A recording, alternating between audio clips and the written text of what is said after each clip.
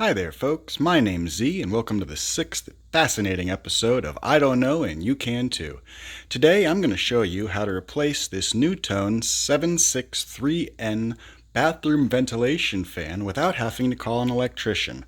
Now, usually when the motor fails on one of these, you got to call somebody in to replace the box and wire it into your house, or you got to do it yourself and risk getting in trouble for that or lighting the place on fire. I'm going to show you how to fix this today without having to call an electrician or mess with any of the wiring. Today we're going to be using this home repair hammer for all of the repairs. I think everything I need is in there. And if you need to test to see if the motor is bad or if your wiring is bad, you can do that with a short extension cord and a small jaw, and I'll show you how to do that while we're working on this today. I'm going to record this teardown on my bench, but I will have to do it to both units. If you're following along and working on the one in your bathroom, please make sure to turn off the power. We don't need anybody getting electrocuted. You'll start on this cover by finding the side that has tabs. Push in lightly on the side, and this whole cover will pop off nicely. Next, we're going to be removing this nut. After you might need to remove the bulb in yours, depends. I've removed the nut. For me, this was a 10mm nut. Now on the bench, that'll allow this to swing free. On your ceiling, this is actually what holds this whole assembly to the ceiling, so prepare for this to swing free. And you'll see this is actually connected by a standard NEMA 115 socket. Unplug the light assembly and set it aside. This will allow you access to the motor and the motor plug. If you need to test if your wiring is bad, you can unplug your motor and plug in a short extension cord that's not going to reach any water, and plug in something like a night light or a phone charger and turn on the fan and see if it gets power. If the socket still gets power, you know that the motor is for sure the problem, and you can proceed with this repair without having to call an electrician. As you've seen, both the light and the motor are hooked in with standard NEMA 115 sockets, so no wiring needs to be played with, and therefore you can service this yourself.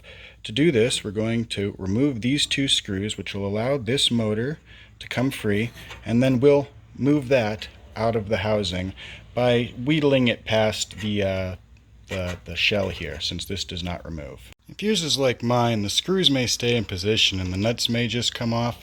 And I forgot to mention on the last clip that you'll have to carefully remove the fan from the motor before you remove the motor.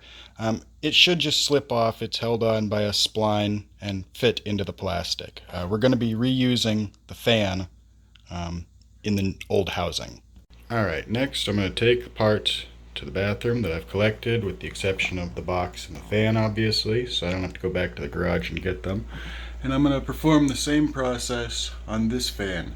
Now, the fan's only been down for about a month. It took a while for the fan to come in the mail, and you can see it's already causing damage. I'm going to have to repaint walls, so you want to take care of a problem like this as quickly as possible.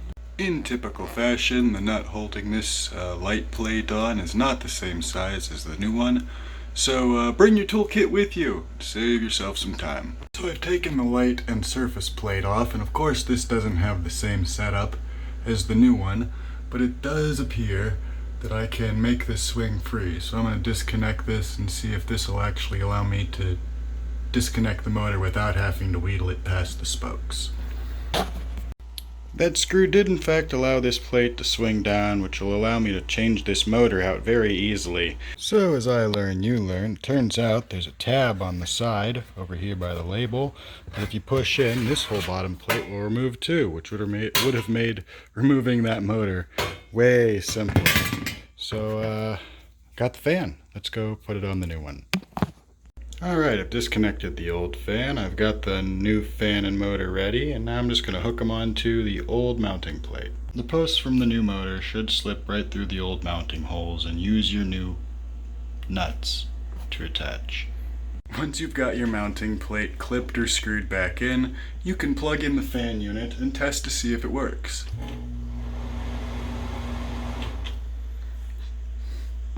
Now that the fan is working again, I'm going to install all the new hardware on the surface. So the only thing that will be old on this is the box and the hard wiring to the house.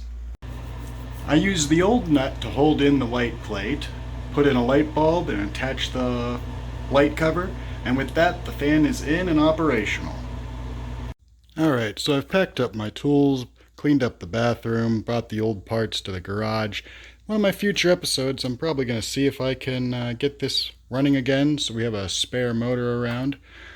Let's do a little summarizing. What did we learn today?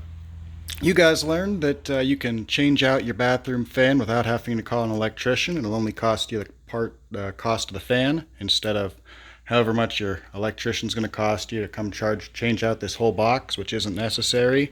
We all learned that to get that motor out, there's a mounting plate that comes out of here and makes that real easy to get to. Could have done a lot better. I could have redone the whole box so that everything was brand new and had an electrician come in just to make sure that everything was fine. But we're trying to save money around here. So as I always say, if it's worth doing, it's worth doing poorly. If you like what you saw today, go ahead and hit that like and subscribe button. And if you have any ideas for future episodes, go ahead and leave it in the comments. Thanks for watching, guys. I'll catch you on the next one.